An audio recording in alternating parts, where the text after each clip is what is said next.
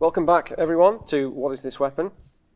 Very exciting episode, at least for me, and hopefully for you as well, because we have on the table here two, what I'm going to call flintlock repeaters.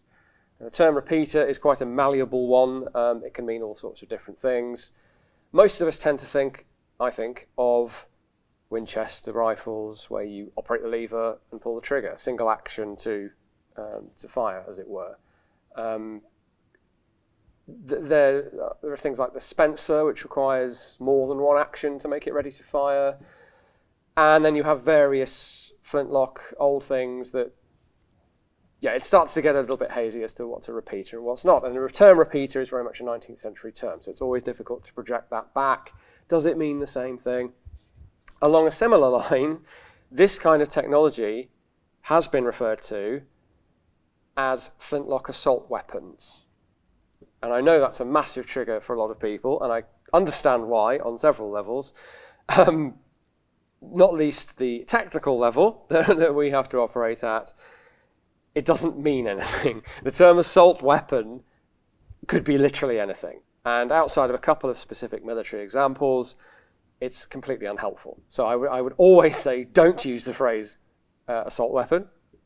Assault rifle, by the way, is a different phrase that does have some legitimacy. People sometimes confuse the two.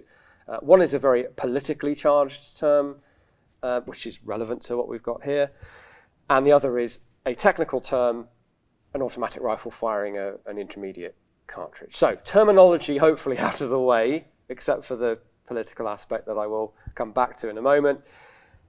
These, I think most people could agree, are repeaters. Are they assault weapons? Well, only in the sense that some on the pro-Second Amendment side of that argument have said that they are. But also, it's not entirely incorrect in terms of one of the definitions of what that might mean. What am I rambling on about? Well, this is Joseph Belton's invention in two different flavors.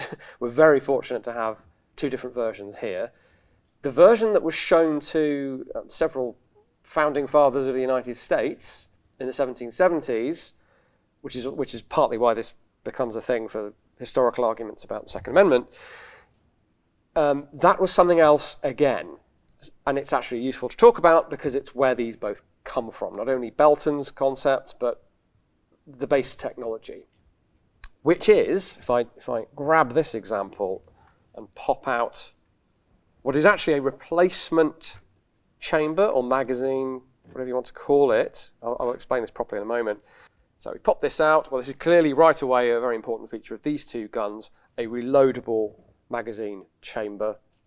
Traditionally it was called a chamber because it is the chamber of the firearm, making it sort of a breech loader. Well, it is a breech loader, but you're still loading this chamber, magazine, from the front.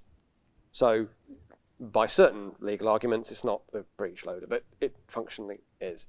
This one is a replacement made at the Tower of London for our then incomplete earlier Belton. But what I'm getting at here is the very earliest of the Beltons that I don't think exists anywhere was a simple Roman candle style superimposed load design, and the version he demonstrated for the people like Benedict Arnold was a 16-shot repeater of some sort. He was able to fire each shot in sequence by moving the lock backward. We're pretty happy that that's what he had. And he invented that, I believe, as early as the mid-1750s, something like that.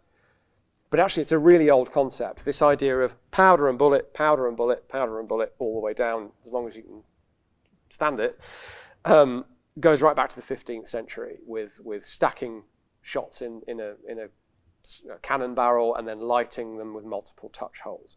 Got to get the sequence right, otherwise it's a bad day for all concerned. And every now and again, someone returns to that basic idea. There are two-shot wheel locks, for example, where it's one barrel, two stacked charges, one lock in the front, one lock in the back. So you'll get it. It's a lighter gun than if you had two barrels, but it's still heavier because it has two locks. So different people are trying different things. Belton is getting closer than most by making it a reloadable effectively magazine. So you could have a bandolier of these rather heavy breech chamber things and reload 7 shots in the case of these 2 guns. So when people are kind of scratching their heads over, is it really a repeater? Is it semi-automatic? Is it automatic? Is it an assault weapon? We have to be clear on the technology that was actually on offer back then. And the US government of the day, the brand new US government, ordered 100 of Belton's repeaters. Exactly of what type, I don't know, but capable of 16 shots in sequence. Pretty impressive to begin with. Now that was deemed to be, he demanded too much money from Congress, and they decided, actually, do you know what, this newfangled repeater technology is great and all, but times are tight and we have wars to fight, and actually we can just make do with lots more muskets for the same amount of money. And so they didn't adopt the Belton. However, he went on to develop the 2 versions that you see in front of me. So the 1784 version, and this is the very one that was trialled by the Board of Ordnance here in the UK. So it wasn't just the US government that he was trying to offer this stuff to. He's come back and offered it to the Brits this time. So this is the sample arm that was in the Tower of London from those trials. So this on its own is a fantastic piece to have. It's a brass frame. This was clearly conserved, effectively restored, as well as having a new chamber piece made. It had a new cock made for it. It was cleaned. The stock has been repaired in a couple of places. And its weak point here, there are 2 big repairs. So this was in a sorry state when it was found in store at the Tower, but it's in a good order now. So how the heck does this work? Well, we've talked about the breech system. So you literally swap out. This is your magazine catch here, and that's just holding in the tang or the breech plug effectively. So you rotate that up, pop out the magazine. I'm going to call it a magazine from now on. Out from the left side, slot in another one. It's got a semi-obturating ring at the front that fits into the back of the actual breech, as it were. That bit's relatively straightforward and easy to understand. What becomes harder to understand is the retreating lock and the double triggers. So I'll do my best to make sense of that. So if we slide this lock up to the starting position, so we've loaded our 7 shots, we've inserted our magazine, we're ready to go. What we have here is a trigger, a primary trigger, this big L-shaped piece here. That lifts a bar up that impinges upon the sear that will drop the cock at any point on this run.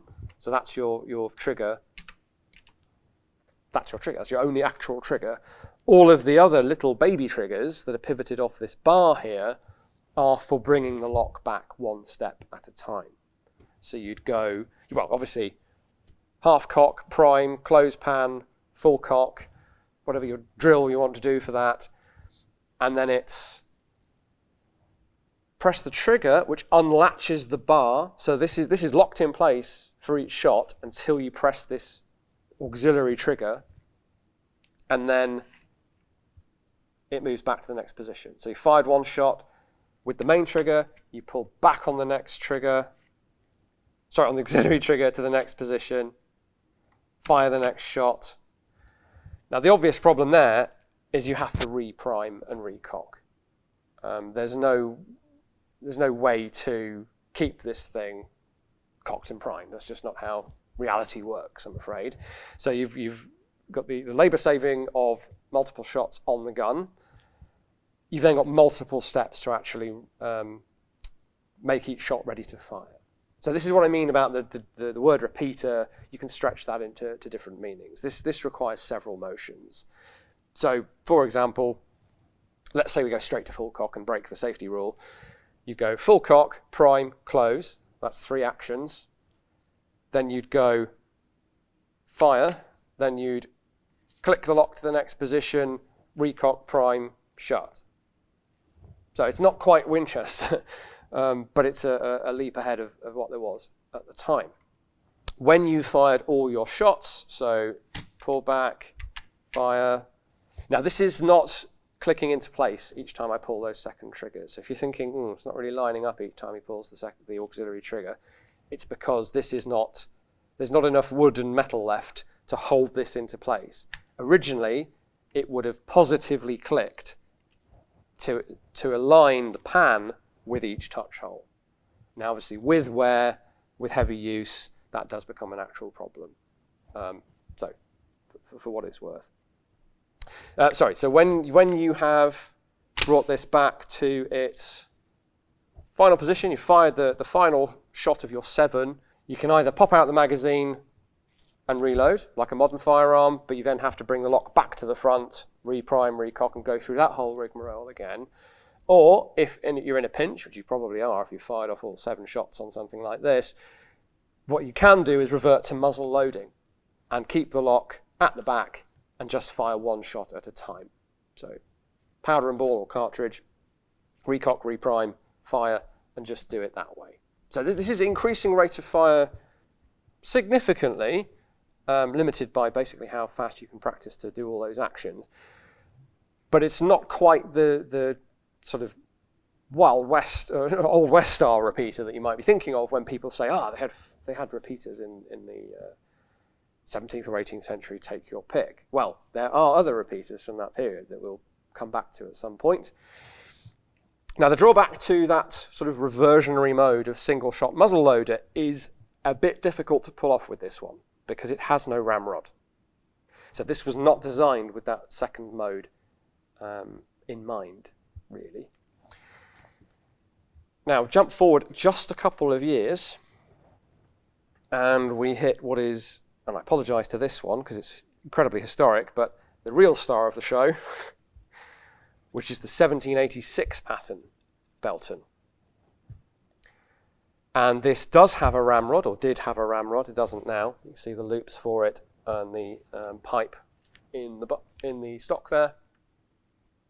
So you can use this as, so one firing mode is just load and fire it like a musket with the magazine in place, empty. You can actually carry maybe 3 realistically of these. Based on the number of shots claimed to have been fired in trials and things, we believe that they were carrying 3 of these spare. So that's the plan with this one, definitely, is that you insert your fresh magazine, as it were. This one is marked, is numbered to the gun, 124, which is the number of the actual gun, which I'll show you in a sec. Before interchangeable parts, you know that you've got to make sure your chamber fits your gun, otherwise you're going to be in for a bad day. It's not going to fit, it's not going to work. But that was also true of the Papas submachine gun in the Second World War. So it's not a problem limited to the sort of Enlightenment period. While we're at the numbers, we have the actual gun number of 124 on the top strap here as well. You'll notice this is now iron, and there's no evidence of damage. So I think a definite upgrade going from brass, or I think it is brass rather than gunmetal, to an iron frame for the gun was a good idea. So we have a ramrod and a reinforced receiver. We should actually point out, so the year 1786, that's how we know that this was at least around in that year. He might have been working on this improved variant a bit earlier, at least 1785, we presume. And we have there, spoiler alert, the heart logo, emblem of the Venerable East India Company, as it was then known. So this was in fact possessed, at least, if not issued by the East India Company's army, which is pretty astonishing for its capabilities, which I haven't told you yet. So let's finish that off, importantly. So this is a major upgrade, depending on your point of view,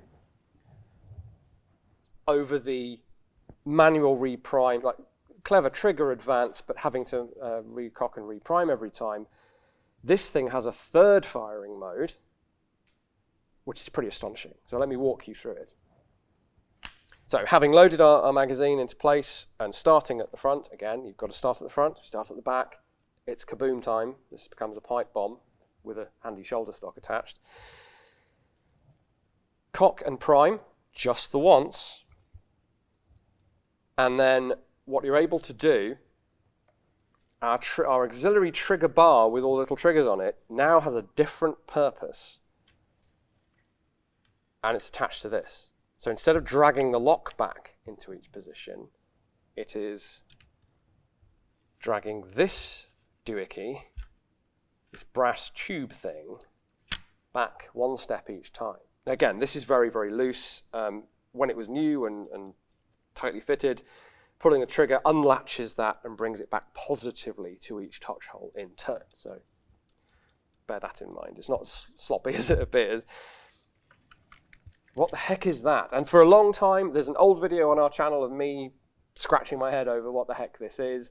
Just looking at a couple of things that we think you might find interesting. And embarrassingly, the answer was already published in a wonderful series of books that I even knew about, but I just hadn't read the right chapter, by David Harding, who's a contact and friend of the Armouries and a superb researcher. It's one of the best books that I have ever read on small arms, and it's the Small Arms of the East India Company. 4 volumes, absolutely comprehensive, coming at it from all angles, and it reveals everything that I'm about to tell you. So, this, now we have no direct evidence for this, but I am absolutely convinced that David is correct. This is a spring-loaded holder. This is an iron or steel tongue that holds, you can hear that going twang. You insert a tube into that, and that tube is something called a Portfire, and it's an artillery ignition system of the period. Slow burning, it's like a fuse, essentially. So you stick that into there, you don't light it, you stick that into there, prime, cock, close pan, 7 shots on the gun, and you are ready to go. You are packing a 7-round, and I'm going to use this phrase, but I use it advisedly, semi-automatic musket. Why do I say semi-automatic? Well, it isn't semi-automatic in the modern sense of a mechanism that chambers, fires, extracts, ejects, all of that sequence. It's not that. But the effect of this system is to allow for 1 shot every time you pull the trigger, which is, it's either semi-automatic or it's equivalent to a revolver with double action, put it that way. How is it doing this? Well, when you pull that main trigger there, the cock falls, sparks go into the pan, flash, fires your first shot. It also ignites the Portfire sitting in this holder. And that's now burning merrily away for about a minute. And you've got about a minute to then pull through on that auxiliary trigger bar 6 more times. So if you're not quite following what this absolute black magic of a piece of firearms technology, let me just run through that again. Prime, cock, Portfire in there. You'd presumably be carrying multiples of these, I would. And then it's fire the first shot with this trigger, and then immediately 2, 3, 4, 5, 6, 7. 7-shot repeater. Works like a semi-automatic firearm. Absolutely astonishing for 1786. Now, you're probably thinking, okay, but what if you have a misfire or a hang fire where it burns away and doesn't fire right away? Well, by 1786, Belton has thought of this. And it's not ideal, I will grant you. This is another discovery or confirmation from David Harding, these screw plugs in the stock. You see those? Well, they are mirrored in the magazine. Pop that one out and show you. So 1, 2, 3, 4, 5 of them. And they are designed to blow out. If, let's say, you pull it to the next, it doesn't catch, you pull it to the next, and that fires, well, your day of shooting is over, but the plug will blow out, destroy the gun, but keep you safe. You'll see this kind of gas relief hole on the actions of bolt-action rifles, even today. Like big 50 cal rifles will absolutely have a big blowout plug in them, some of them.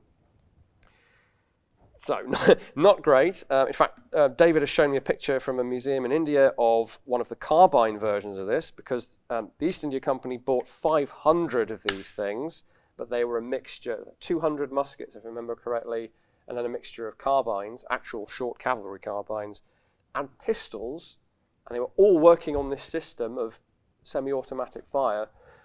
And the example that's in the museum, there are two, I think, one of them has a destroyed chamber / magazine. So a gun has exploded, and then they've put that blown up chamber in a non-exploded gun. But it does sort of hint at the potential catastrophic failure of this kind of thing. So, well, I think it's safe to say, well ahead of its time. And the sort of thing you would normally look at and say, well, yes, very interesting, but either purely experimental or just an expensive toy for sportsmen or gentlemen to have and show off, which is true of most of the other repeaters, by the way, with the exception of the Kaltov. But no, this was actually purchased in not insignificant quantities, 500 pieces, by one of the world's foremost militaries. It's just unfortunate that we don't have any record of actual issue to soldiers, actual use. I speculated in the earlier video that what's this actually useful for? Sentries, probably. Guarding storehouses, guarding military facilities, that kind of thing. It would make a certain amount of sense. It's a force multiplier, literally, in terms of you could have one or two guys on sentry duty, and they've got the firepower in terms of rate of fire of several guys. That's, to me, what might be... Sadly, the documentary evidence is really sparse, so we don't have any series of letters or procurement orders that tell us why they wanted these quite crazy modern firearms, but they did. Someone senior in the East India Company procurement chain was very keen on these, and you can sort of see why. Really impressive. One drawback of this fully developed Belton is because your trigger bar now has to be used for the sliding Portfire fuse thing holder, you can no longer do the pulling the lock back from the back of the gun using those triggers. That function is now this latch here. So your second firing mode, if you like, has to just be press latch, move lock back, press latch, move lock back. But considering you had to manually prime and recock anyway, I don't see that as a huge drawback for the ability to fire 7 shots as fast as you can pull that trigger.